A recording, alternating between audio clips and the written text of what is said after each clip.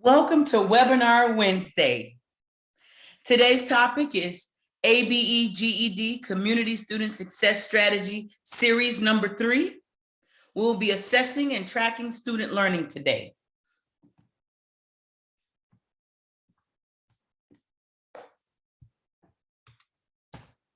My name is Nicole Howard Rice. I'm with Palm Beach County Schools, and I'm excited to service you this afternoon. Just a few housekeeping rules before we get started. If you have a question, please type it in the Q&A, and I'm going to invite questions. This is an interactive session. Please be sure that all microphones are muted. You will be in listen mode only. Today's presentation is being recorded, and it will be archived and available on the IPDAY website within 48 hours. Thank you for coming today. Let's get started. In this session today, we will be exploring best practices for developing impactful tracking systems for adult learners that support measurable skill gains, something we do on a regular. We will also be developing and maximizing platforms that offer state-aligned formative assessments and promote skill mastery. And we will kind of conclude in a space of taking all of those resources, discussing them, and making sure that they're aligned to TABE 11 and 12 and CASAS goals, all within the Florida curriculum frameworks. But if you've ever attended any Webinar Wednesdays that I facilitate, growth mindset is very big for me, for both the instructor as well as the instructional leader, and most importantly, the students that we serve. And because we're talking about assessments today, it's imperative that we really set our minds towards where we're going and what we're going to be doing. Assessment is today's means of modifying tomorrow's instruction.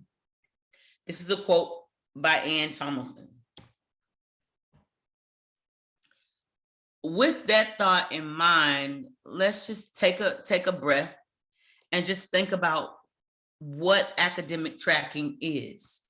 You were introduced to things in series 1 and 2 that directly prepared you for series number 3.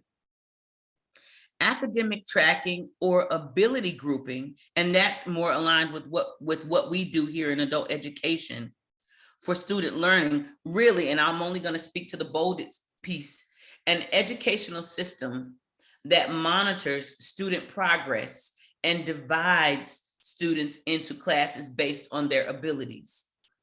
Now, in adult ed, we know that no matter how much grouping we do, we're still going to find that there are some forms of variations.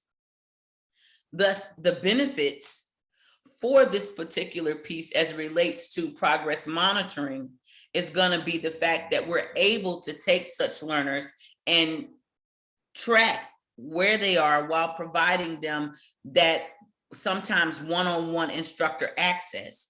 And then it gives us an opportunity to personalize that instruction.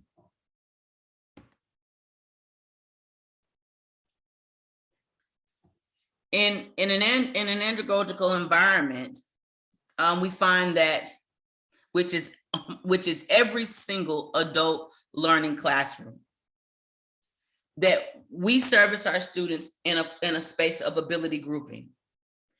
This is where we have the opportunity to really take formative assessments and make them meaningful. Kate Barrington states, in an adult learning classroom, more often than not, we execute ability grouping based on levels. According to active research from the Public School Review, ability grouping should be a practice that is updated frequently. Now, I don't know what instructional model you use at your particular site, but it's imperative that we don't get so set in what we design at the beginning of a term or the beginning of a semester, whatever your model is, that we don't come in and we don't adjust according to what the learner needs and as their needs change.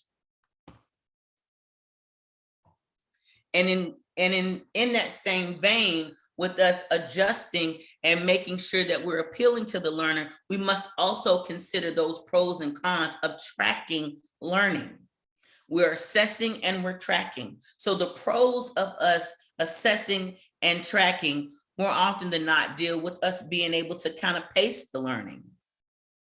We're also able to target the instruction more from that perspective.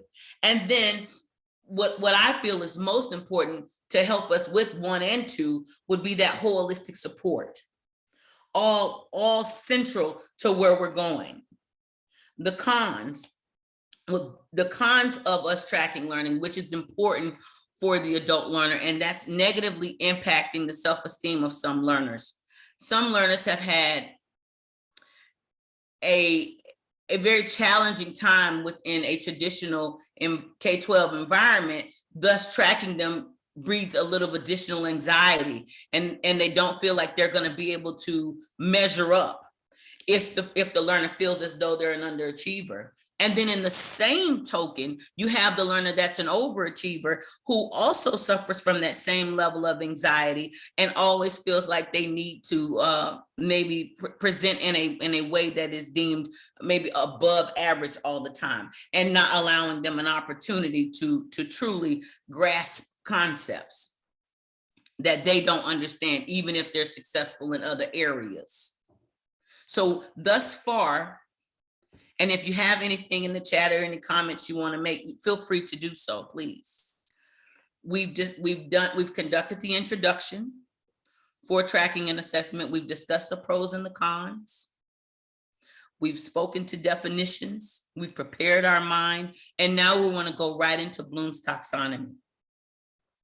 According to a University of Arkansas article written by Jessica Shotbatura, Bloom's taxonomy is a classification of the different development and skills educators set for learners designed for positive impacts.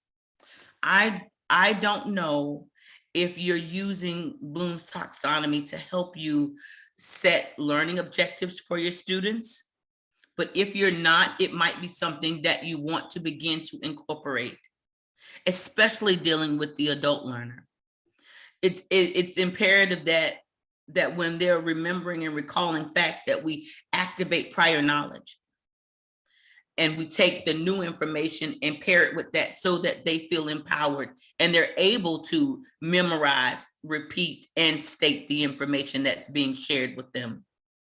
Make sure that they understand, explain the ideas as an instructor. And I know that this is happening, but I would just like to reinforce it because it's going to positively impact the formative assessment when that happens at the end, which should be happening at the end of every night in some way, shape, or form.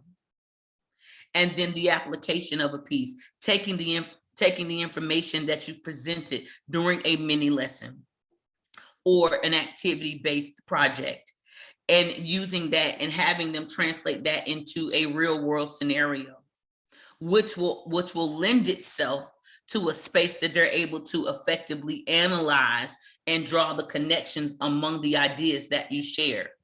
All of these levels lend themselves to spaces where you can conduct formative assessments, checks and balance.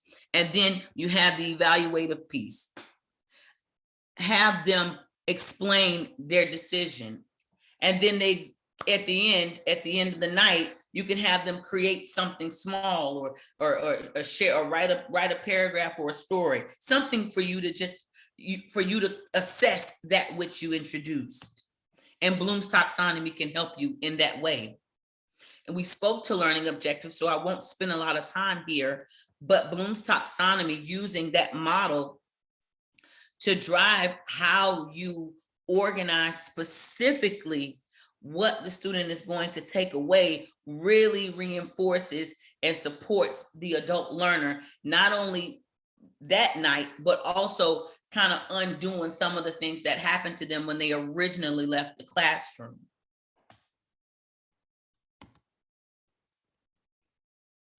Now, when we start talking about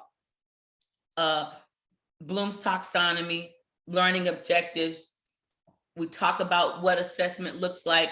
We can't move any further unless we start talking about what the learner actually needs. Because a lot of the times we get caught up in making sure that the learner, passes, will passes or post tests well, because that's very important. That they obtain the high school diploma, because that's the goal. But on the way to doing those things in preparing the learner, you as the instructor or the program coordinator or the instructional leader, you are armed with the data. And in taking the data, you look at the results, but you have to also consider the needs of the learner. And in taking those needs into consideration, you're able to go back and develop things from a specific space and hone in and target a specific area of improvement. Make sure that that area that you're focused on is a space that can be measured, and measured by emphasis. There are learning management platforms now that are designed to highlight how much emphasis needs to be placed on something that a learner has to do. Like there's a platform that has the standards listed, and it says high emphasis, low emphasis, or medium emphasis. Always be able to quantify. And if the area is low, then maybe you can use that as a bell ringer and not spend so much time, just to make sure that you keep the adult learner engaged. Assignable, specify who will do whatever it is that needs to be done on the assignment. If it's a team assignment, and those always work great with adult learners, give out tasks. Adults appreciate those as well. Make sure that whatever you're doing as you're preparing the learner for a potential formative or summative assessment, summative being i.e. the TABE and or CASAS goals or the GED exam, make sure it's realistic.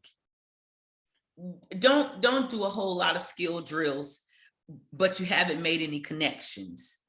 That you're going to lose your students, and it will negatively impact retention. Time related. Be sure that whatever you set out to do at the beginning, that you stay to that.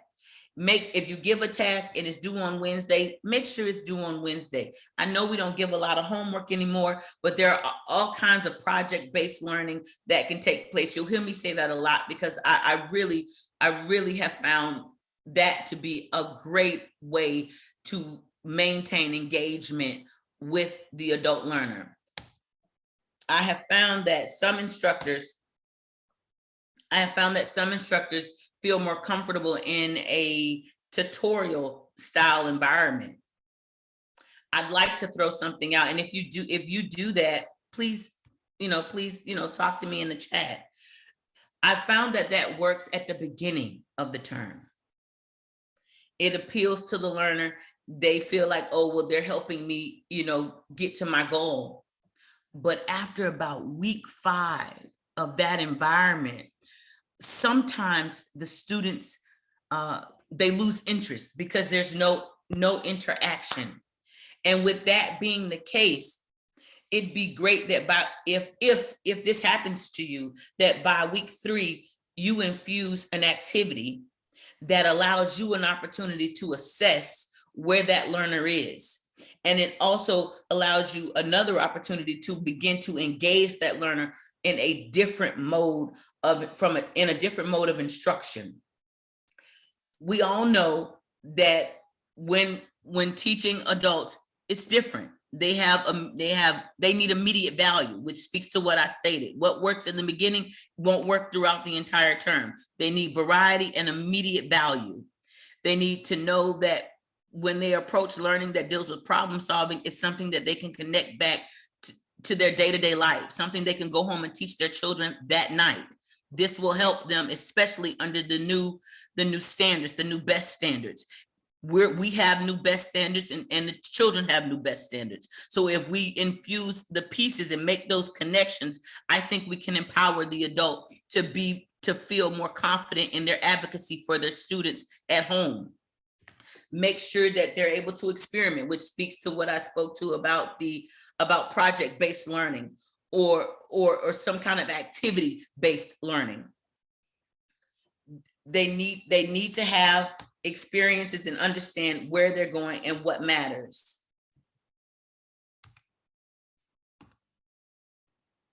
Are there any questions about what we've covered so far?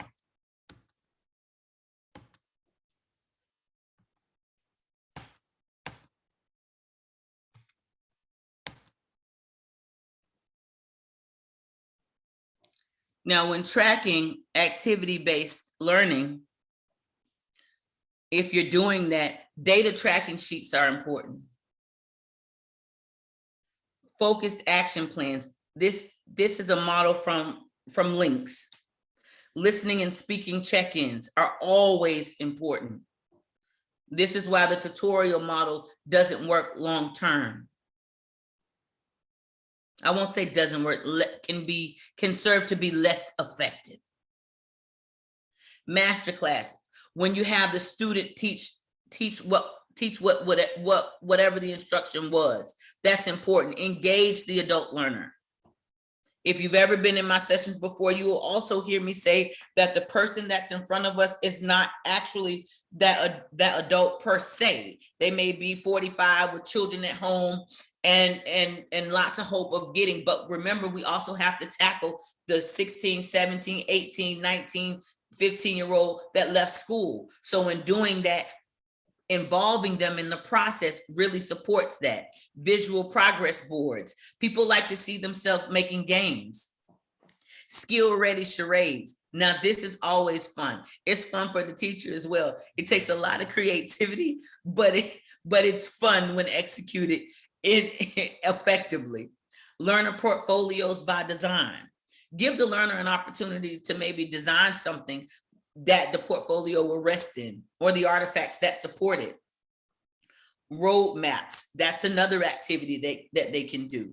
Now, the question would be your turn. Put a tracking activity that works for you in your program. Place it in the chat for me, please. What do you use to track learners?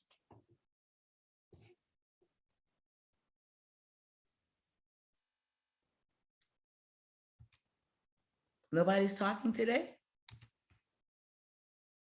Okay. Oh, thank you. Yes, surveys always work well. Always work well. Tell you exactly what they need to know. Thank you for sharing. Is there quizzes? Oh, I was just going too fast. That's right. Quizzes are always great. Constructive feedback is fantastic. Yes. Excellent. Oh, well, thank you. I appreciate you. Thank you so much for that. Thank you all for your engagement. I appreciate you.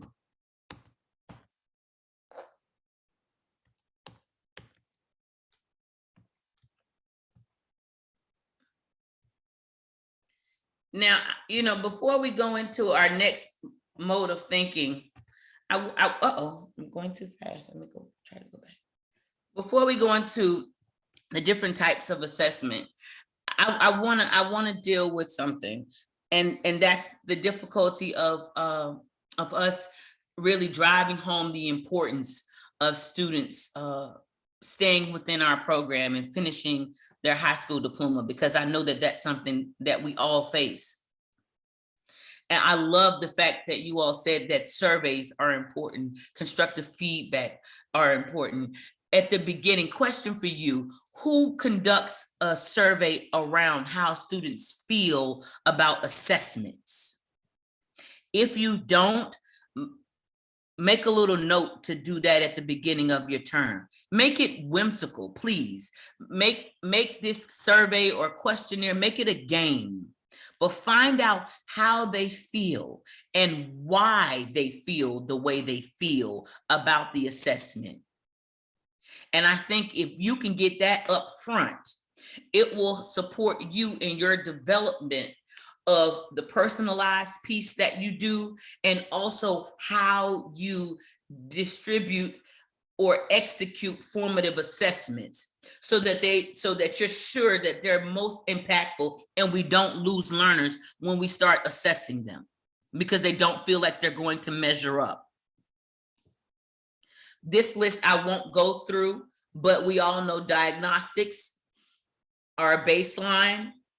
The formative assessments are checking us. It's informal, it's interactive, it's ongoing. How are we doing maintaining that? The summative piece, assess, they evaluate the outcome. That's our pre and post test and our CASAS goals and our TABE 11 and 12. If we do the high set, that's what we have. Then you have your norm reference, would really fall under the K-12 environment criterion. They all fall, but keep these in mind, share them with your students, share them with colleagues, help them understand from a very creative space why these things are important without insult or injury. It looks like I may have a comment in the chat.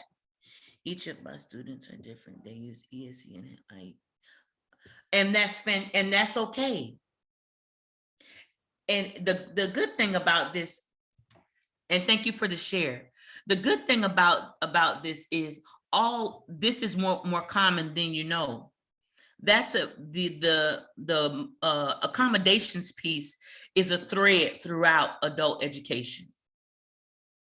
And that's what I mean when I say, you know, we're up against a hill here as a state when it comes to maintaining that adult learner in our program. It's imperative that we become more creative. So I'm sure in that very environment for the young lady that just shared the information, in that varied environment, I'm sure it requires you to be creative and for you to find ways to kind of hone in on where these learners are. And maybe in that particular environment, maybe you can do a question. Maybe it can be like a talk where you can say, you know, how do you feel? Because even with the learning, the needed learning accommodations, the ability to learn is still there. And that's the great thing about what you're doing. And I know that your passion rings true in that environment. So at the beginning, ask them how they feel and why, and find a creative game to kind of push it through. If you can't do a direct game, then just do a fun get to know you something or another to get them to begin to share once they feel most comfortable and trust that you're going to do what you said you were going to do as their instructor. Thank you so much for sharing. I appreciate you.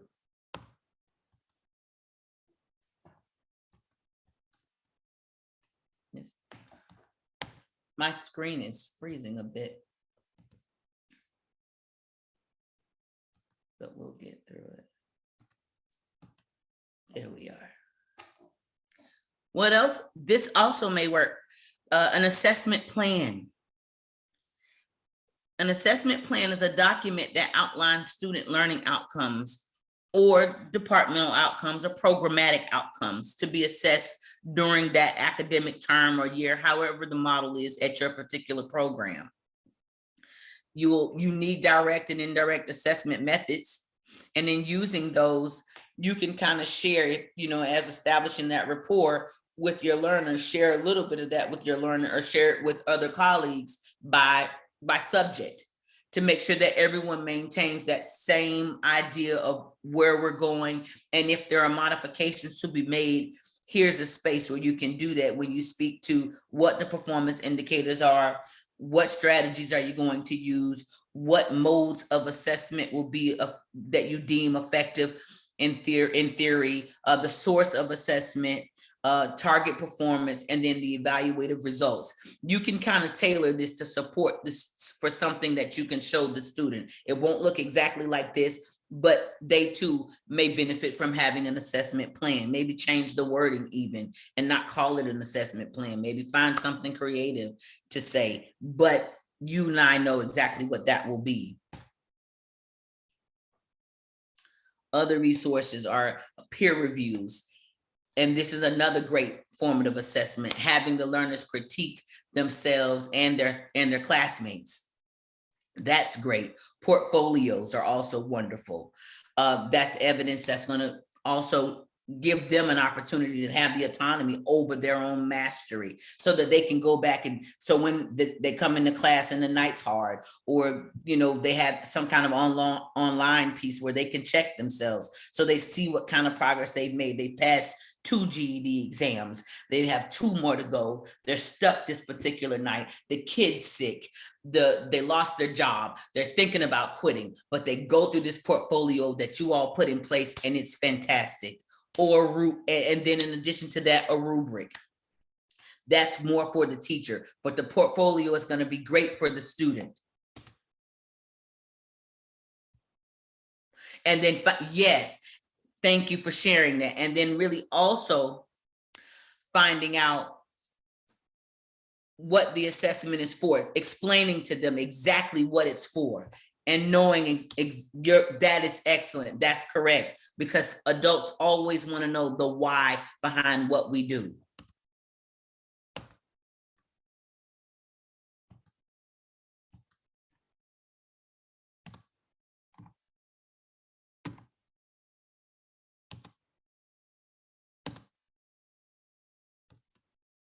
So in doing that, I guess we're having so much fun. My laptop says no.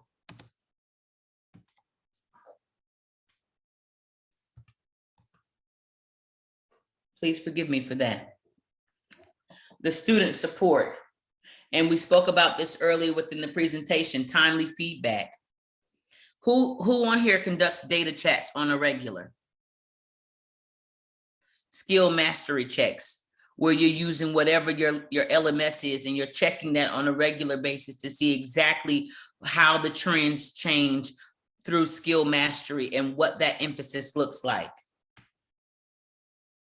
If you're doing that, let me know in the chat.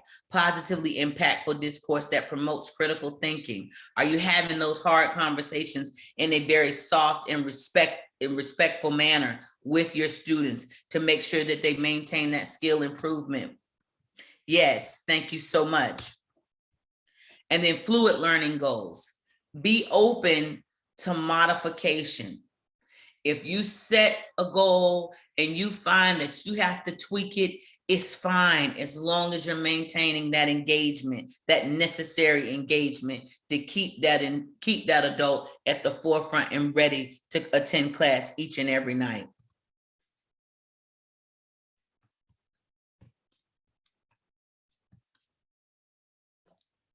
This is an instructional strategy sheet, and I'm going to ask that you can find this instructional strategy cheat chart on Google. I'm going to ask that you put in instructional strategies. When this chart comes up, I would save it to my desktop. It works wonders when you're developing creativity. According to a Links article on formative assessments, the following strategies are found to be considered best practices. A quick write. We all know think, pair, share. I don't know how many of us use write, pair, share. Student reflections are always critical and great at the end of a night. You, as the teacher, it allows you an opportunity to reflect on your instructional effectiveness. And then close reading. Yes. Oh, Fridays for you. Excellent. Thank you all so much for this wonderful engagement.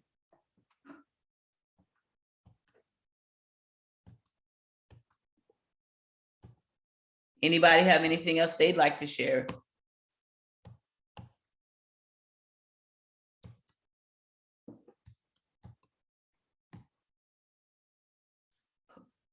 Who uses write, pair, share?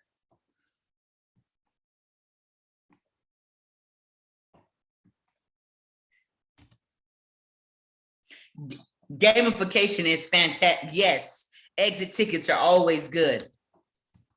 Gamification really drives it home. What kind of games do you use? Like Kahoot? Quizzes?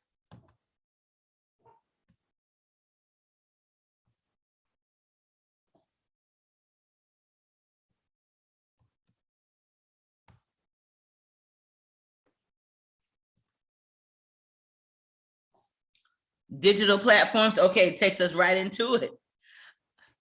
Quizzes, Kahoot are good for a formative assessment and closeouts.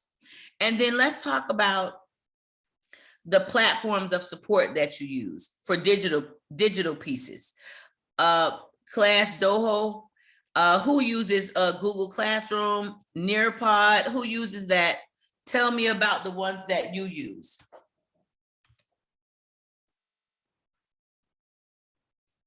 Yes, most competitive activities. Kahoot, any kind of gamification, it just drives it home. What kind of digital platform do you use for mobile learning within your program? Let me know in the chat.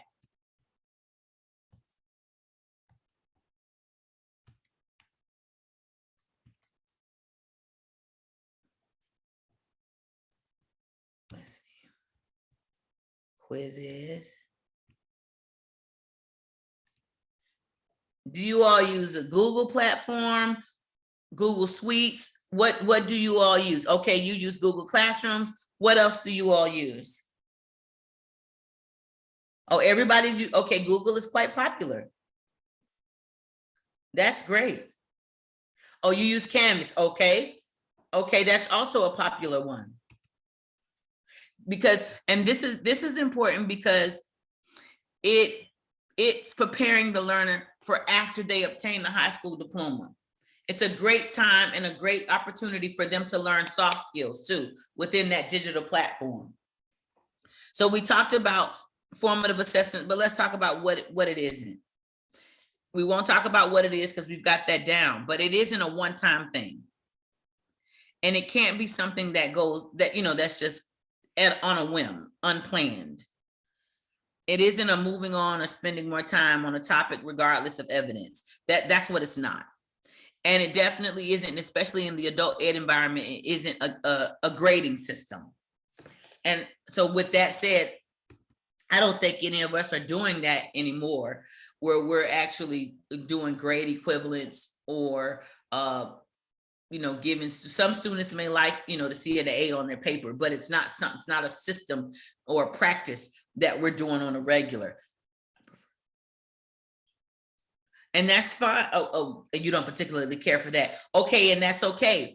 And maybe you can find something within that particular, on that particular platform that you find beneficial to the learners that you're servicing, given that that's what we have. But Google seems to be quite popular.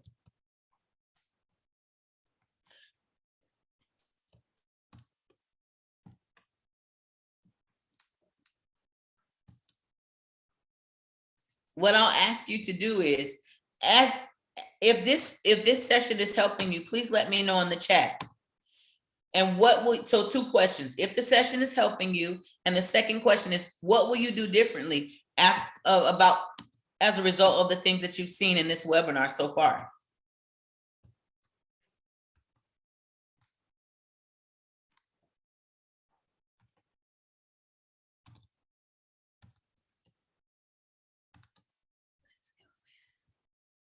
No, okay, I see you typing.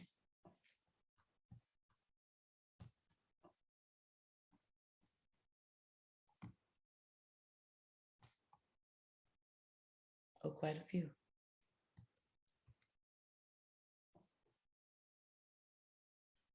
Oh, seesaw. Oh, I'm so glad. Okay, I'm so happy to hear that.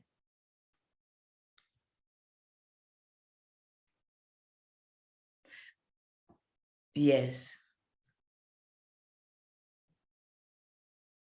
Okay, I'm glad that you're gonna try it, that you're gonna try it out. That's fantastic. I have to tell you, now this is an interesting webinar today, because I guess the information that I have is so good that my laptop doesn't want to change the slides today. It wants to stay stuck, which has never happened to me before. So I tell you what I'm gonna do. My computer seems frozen or something. So what I'll do is, because you have to keep going even when it doesn't work. Oh, I see. I'm asynchronous.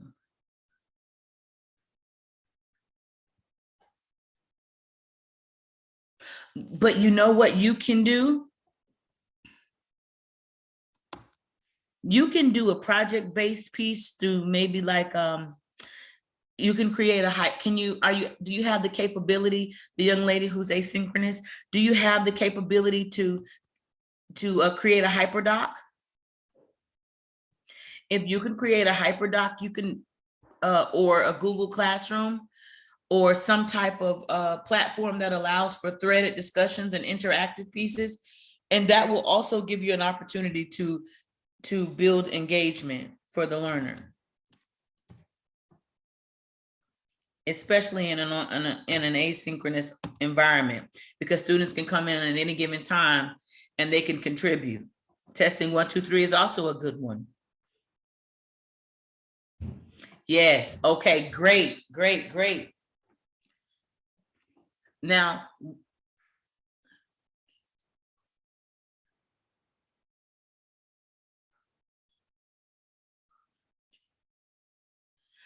thank you for sharing the information that you use with the other district. Thank you so much for that. We have an attendee that states that they use Kami and or Jamboard, which is found in Jamboard is found within a Google suite.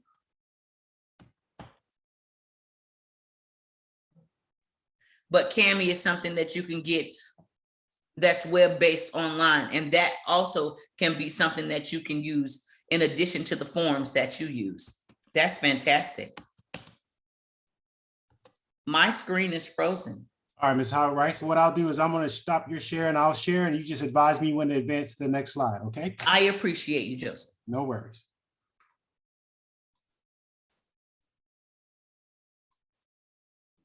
I have the best attendees on this side of Florida. So everybody, can I just give you a round of applause for just working with my technical difficulties and us just engaging as we go?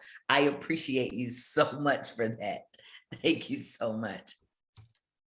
You all are wonderful. Okay, advise if you can see my screen. I can. All right, great. You can continue. I'll advance to the next slide. Next slide, please, sir.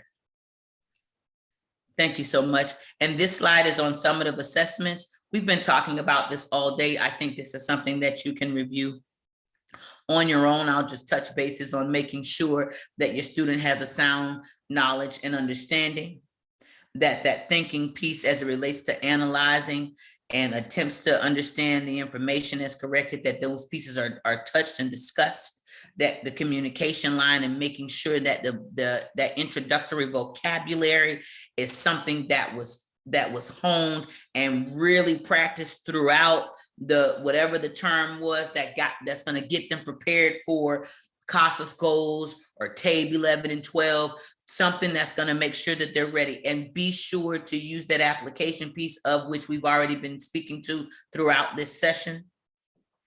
Next slide, please.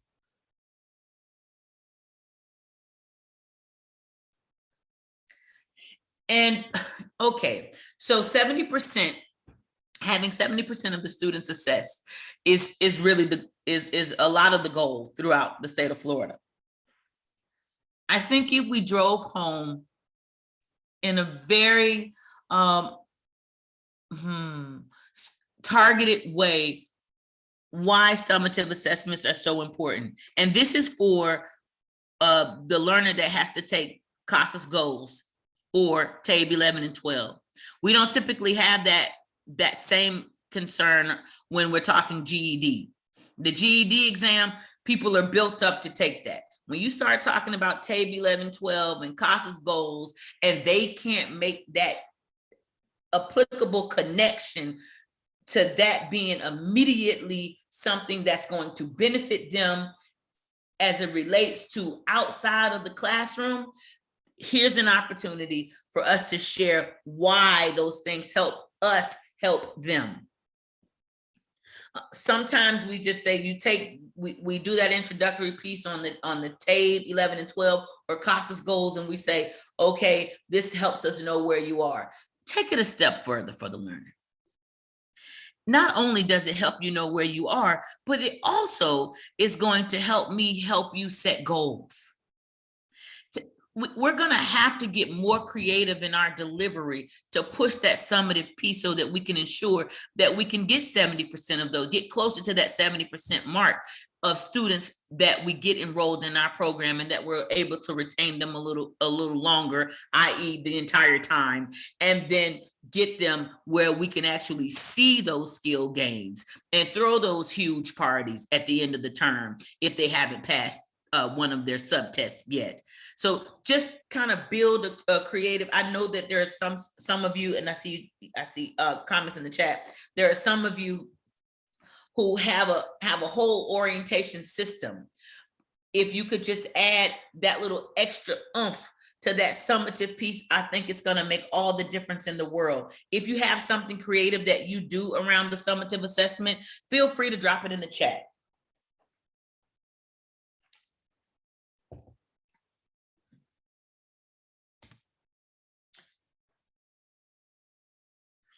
I'm glad you are finding it necessary. Yes, they do. And that's a great space for formative assessments. That is correct. That is true. The more they are armed with information, the more they have the autonomy over their learning, the more they buy into what the teacher is doing, and they buy into their future, and they come back to class and they take the information home and they share it with their children. And then that has the ripple effect that we really need to be trying to obtain within adult and community education. Next slide, please, sir. Summative assessments, we know for our environment, we have the high set, and a lot of us use TABE 11 and 12. And then we have people that are using CASAS goals. We talked about how we can kind of tweak the way we deliver that summative piece and kind of get more buy-in for students who are not quite ready for the GED exam, but really putting that emphasis on how this is going to help them to improve upon their soft skills. Everything is about really that career pathway piece. So we're just going to have to change the way we communicate about that which we do and that which we require from a very supportive, collaborative, communal standpoint. Next slide, please. Now, with all of the pieces that we've covered today, the summative pieces most recently, the different formative opportunities that we have to assess our learning, Maslow's hierarchical needs, really considering where the learner is outside of the classroom, Bloom's taxonomy, helping us to develop effective learning objectives that target what's necessary for the learner to be successful around whatever that skill you're teaching and or remediating. We have to consider the anxiety around the assessment, plan study sessions, develop a pre-test routine, speak with an instructor. So maybe you and another instructor can get together, and if you have a student that's suffering from test anxiety, and kind of create something fun to help the students relax. Practice some breathing techniques. If you have to, I used to do when I was in the classroom, if we had a big test, I would have the class stand up that morning. One, I was very playful. So we affirmed ourselves that morning, and we had to repeat the affirmations. And then if we had a test, I'd have you stand up, and then I'd cut some really good music on. I don't care what the music was. And we'd have to, and it'd be really, the students would be like, oh, come on, Mrs. Rice, this is like Kitty, until they did it. So we'd have the music up loud, and I'd have them throw their arms out side by side like we used to do at PE. And they'd have to shake, shake, shake, shake, shake. And then by the time they sat down and it was quiet and we reset the tone, they were relaxed. because it gave them an opportunity to shake off the excess energy that kept them a little revved up. Try whatever works for your students. And we had someone earlier speak to the vitality of having appropriate accommodations for the students. You have to know what the students need, and be sure, we know that our students are adults, so life happens to them. So sometimes they're not able to get the rest that's required. If you find that student is you think's not going to have a good night on that post test, be forward in your thinking and give them an opportunity to maybe come tomorrow if you know that student will show up.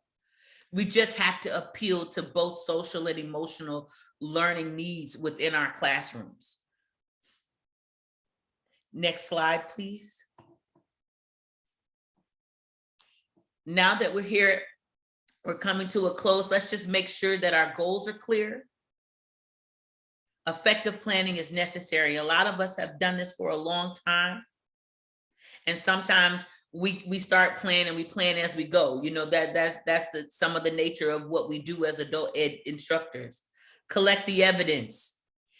Ask your coordinator, your instructional leader, make sure you have that baseline data in front of you, so that you can build and have some, when you're conducting those orientation processes, have some understanding. I'm so glad to hear that. Have some thank you for sharing. Have the person who is facilitating the orientation process, before they even come to you, if they conduct a survey or a needs analysis, share that information with you before the student even gets in your class, so that you have an opportunity to begin to wrap your mind around how you're going to personalize that instruction. Activity-based learning is fantastic, but if it's still not personable, then you're just conducting an activity and the student begins to just run through the repetition of the activity, but there's no real skill gaining, processing taking place. Back to Bloom's. Shared learning expectations. Make sure you're clear about what the learning expectations are for that particular skill. That sometimes we get objectives on the board and we think we're communicating clearly, because more often than not, I have to insert this, we typically instruct the way we learn. And sometimes we give over the responsibility for the student to teach the other student too soon. So let's just make sure that we consider all of those pieces. And then you have the self-assessments. Give the student the opportunity to maybe create their own questions on what they think they know. And then they share it with each other, and then back, okay, now it's safe for us to share. Then you do that peer assessment piece. I know that there are teachers that do that. Yes, you're correct. Excellent. Yes, you have to use real world experiences, especially in an adult ed classroom. And make sure that the expectations are high, but attainable. Let's not do something that has the learner, we feel it's attainable because of the way we learn. Make sure that we've considered all facets and all of our audience, and that we're appealing to what they need that keeps them pushed, but also supports where they are. Next slide, please.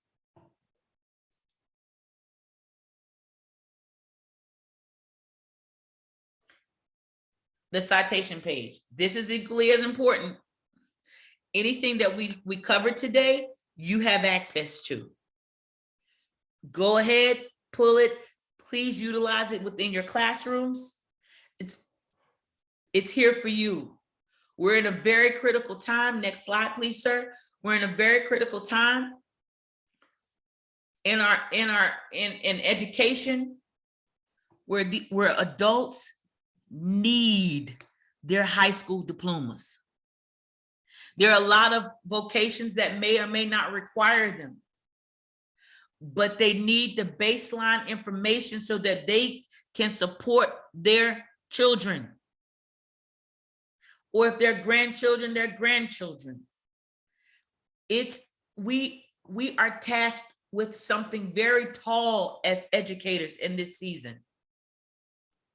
And in doing so, we must be sure that we take the information that we learn along the way, that we take it effectively and intentionally unpack it, leave whatever we have in our own personal lives at home, bring all the love we can muster up, create something that the adult feels can support them, one, to the finish line of their high school diploma, something they've worked and tried and cried and prayed and screamed to obtain for so long, and then be able to help their children with their homework. That's one of our major tasks. Does anybody have any questions about today's webinar? If you do, please throw it in the chat. If you have any comments you'd like to make about today's webinar, I'd be happy to hear it at this time. I'm in the chat. Meet me there.